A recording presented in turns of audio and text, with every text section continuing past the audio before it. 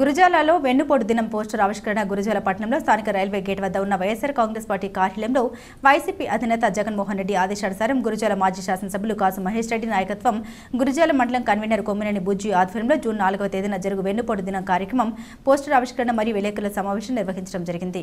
ఈ కార్యక్రమం గురజాల మాజీ శాసనసభ్యుడు కాసు మహేష్ రెడ్డి మాట్లాడారు। సీఎం చంద్రబాబు అబద్ధపు హామీలు ఇచ్చి అధికారంలోకి వచ్చి ఆంధ్రప్రదేశ్ ప్రజలకు వెన్నుపోటు పొడిచారని ఆయన విమర్శించారు। వెన్నుపోటు రాజకీయంతో అధికారంలోకి వచ్చిన చంద్రబాబు ప్రజలకు చేస్తున్న మోసాన్ని ఎండగడుతూ జూన్ 4న వెన్నుపోటు దినం నిర్వహిస్తున్నామని తెలిపారు। కావున 4వ తారీఖు గురజాల మండలంలోని ప్రతి గ్రామం నుండి పిడుగురాలలో జరిగే వెన్నుపోటు దినోత్సవ ర్యాలీకి వైఎస్ఆర్ పార్టీ నాయకులు కార్యకర్తలు అభిమానులు పెద్ద సంఖ్యలో పాల్గొని ఈ కార్యక్రమాన్ని విజయవంతం చేయవలసిందిగా ఆయన కోరారు। ఈ కార్యక్రమంలో వైఎస్ఆర్సీపీ రాష్ట్ర అదనపు కార్యదర్శి యనమల మురళీధర్ రెడ్డి, సీనియర్ నాయకులు కొమ్మినేని వెంకటేశ్వరరావు, బీసీ సెల్ జిల్లా అధ్యక్షుడు సిర్ధాడపు గాంధీ, పట్న కన్వీనర్ కుక్కుముడి అన్నారావు, వీరంరెడ్డి అమరారెడ్డి, జక్కం సత్యం, బాసిరెడ్డి, ఇష్ట కామిరెడ్డి, యశోద దుర్గా నాయకులు కార్యకర్తలు పాల్గొన్నారు। ఈ కూటమి ప్రభుత్వం ఏర్పడి సంవత్సరం పూర్తయిన సందర్భంగా ఈ సంవత్సర కాలంలో ఏదైతే తెలుగుదేశం పార్టీ అధికారంలో రావడం కొరకు వారు ఇచ్చినటువంటి హామీలు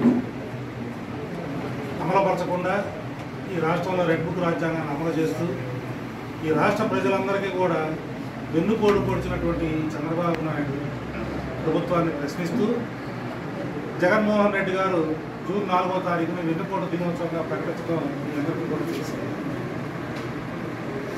జూన్ 4వ తారీఖు నాడు వైఎస్ఆర్సీపీ కార్యకర్తలు, నాయకులు, అలాగే ఈ పల్నాడు ప్రాంత ప్రజలు అందరూ కూడా ఈ వెన్నుపోటు దినోత్సవ కార్యక్రమం సందర్భంగా పిడుగురాళ్ళ వైఎస్ఆర్సీపీ కార్యాలయం నుంచి బయలుదేరి మున్సిపల్ కార్యాలయాన్ని చేరుకుని అక్కడ మున్సిపల్ కమిషనర్ గారి మెమోరాండం కూడా ఇవ్వడం జరుగుతుంది। మీరందరూ గమనించినట్లయితే చంద్రబాబు నాయుడు గారి రాజకీయ జీవితం మనం చూసుకున్నట్లయితే ఆద్యాంతం ఆయన మొదలైన దగ్గర నుంచి ఇవాళ వరకు కూడా ఆయన జీవితం మొత్తం కూడా వెన్నుపోటుమయంగా ఇవాళ మనం గమనించవచ్చు। ఆయన ప్రతి స్టెప్లో కూడా రాజకీయంలో ప్రతిసారి కూడా మోసం చేస్తూ వస్తూ వచ్చారు।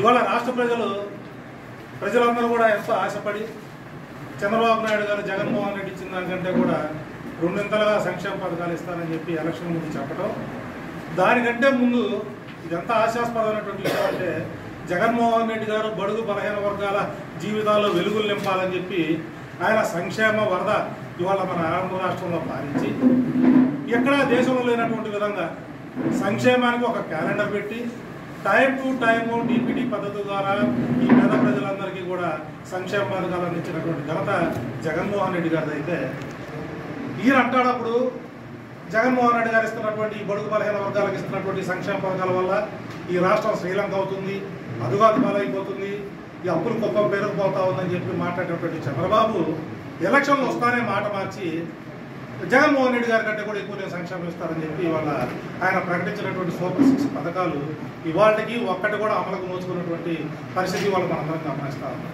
ఇవాళ రాష్ట్రంలో పరిస్థితి మనం చూసినట్టుగా కూడా అక్కడ కనిపిస్తున్నటువంటి సజీవ సాక్ష్యాలు ఇవాళ సచివాలయాలు కానీ, అలాగే ఆర్బీకేలు కానీ, వెల్నెస్ సెంటర్లు కానీ, అర్బన్ హెల్త్ సెంటర్లు కానీ ఇవాళ ఆయన తీసుకున్నటువంటి నిర్ణయాలు విద్యకు సంబంధించి కానీ, వైద్యానికి సంబంధించి కానీ ఇలా అనేక కార్యక్రమాలు ప్రతి ఊర్లో కూడా మనకి ఇవాళ సజీవ సాక్ష్యాలుగా బిల్డింగ్లన్నీ కూడా కనపడతా ఉంటే ఈ చంద్రబాబు నాయుడు గారు ఎలక్షన్ ముందు ఏదైతే ఈ ప్రజల ఆశల పల్లకిలో ఊరేగించి ఇవాళ ఎత్తి ఉదేసినట్టుగా చేసినటువంటి పరిస్థితి కూడా ఇవాళ మనం గమనిస్తా ఉన్నాం। ఎంతో ప్రతిష్టాత్మకంగా ఆనాడు గాంధీజీ కన్న కళలు ఇవాళ గ్రామ స్వరాజ్యాన్ని తీసుకొచ్చినటువంటి ఘనత జగన్మోహన్ రెడ్డి గారిని అయితే ఆ గ్రామ స్వరాజ్యాన్ని నాశనం చేసినటువంటి పరిస్థితి వాళ్ళ చంద్రబాబు నాయుడు గారిని మనం ఇవాళ సచివాలయ వ్యవస్థ నిర్వీర్యం చేశాడు, అలాగే వాలంటీర్ వ్యవస్థను పూర్తిగా ఎత్తి పక్కన పెట్టేశాడు। ఆనాడు వాలంటీర్లకు ఎలక్షన్ల ముందు ఏం చెప్పారు, ఆయన 5,000 ఇస్తా ఉన్నాడు జగన్మోహన్ రెడ్డి గారు, బూస్ట్ 5,000, నేను వస్తే ప్రభుత్వంలోకి వస్తే మమ్మల్ని అందరినీ కూడా విధులించుతారు నానా కొరగా మొట్టమొదటిసారి ఏదో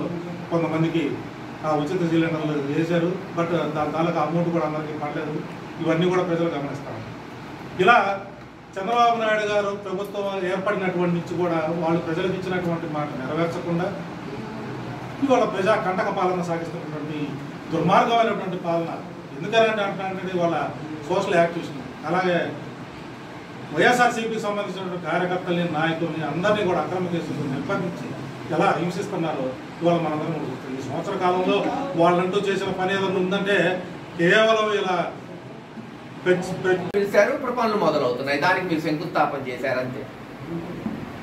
ఒక్కటంటే ఒక్కటి చెప్పండి।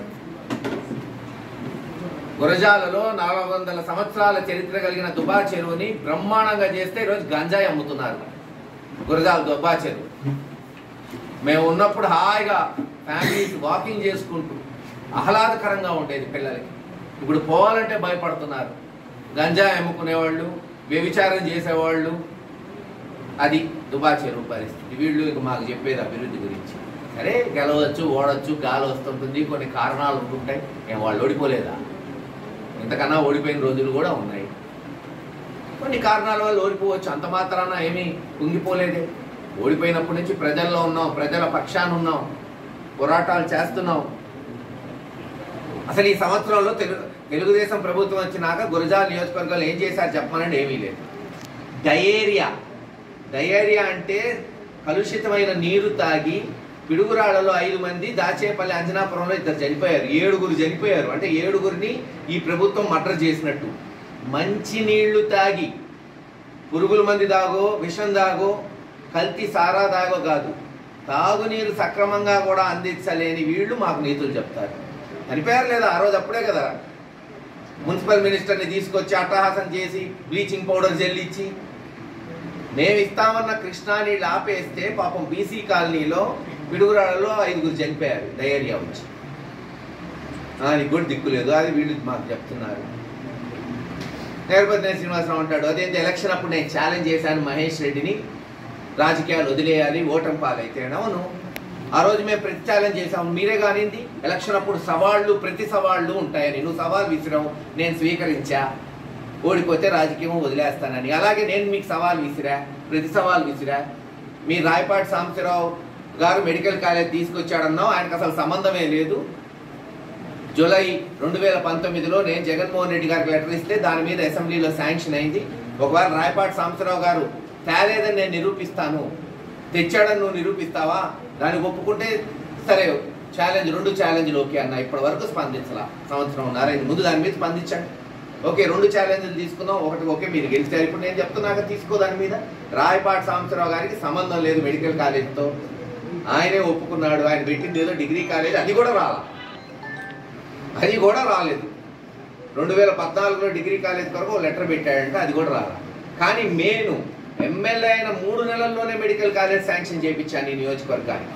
ఖచ్చితంగా వెన్నుపోటు దినోత్సవం ద్వారా మేమందరం వైఎస్ఆర్సీపీ నాయకులం ప్రజలకి జరిగిన అన్యాయాన్ని వివరిస్తాం. వచ్చే 3-4 సంవత్సరాలు కూడా ప్రజల పక్షాన నిలబడి కార్యకర్తల్ని కాపాడుకుంటూ వాళ్ళ సమస్యల్ని లేవనెత్తుతామని తెలియచేసుకుంటూ సెలవు తీసుకుంటాం. 160 పథకాలు వదిలేనని చంద్రబాబు నాయుడు చెప్పారు. 6 పథకాలు ఆయన చెప్పిన 6 పథకాలే ఏమంటున్నాం. ఆయన చెప్పిన 6 కాదు. ఇక్కడ ఎరపతి శ్రీనివాసరావు గారు ఇంటింటికి గ్యాస్ ఇస్తా అన్నాడా లేదా? అన్నాడు లేదా?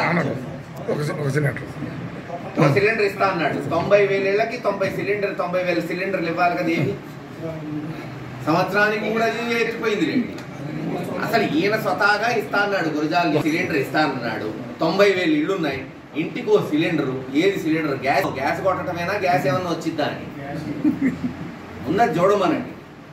వాళ్ళు ఇచ్చిన హామీలు నిలబెట్టుకోమనండి. ఎస్, వాళ్ళకి అవకాశం ఇచ్చారు జనం, మేమేం అడ్డుపడట్లేదు కదా. సూపర్ 6 ఇచ్చినా అడ్డుపడట్లా, గ్యాస్ ఇచ్చినా అడ్డుపడట్లా. ముందే చేయమని ప్రజల పక్షాన విజ్ఞప్తి చేస్తున్నాం, డిమాండ్ చేస్తున్నాం.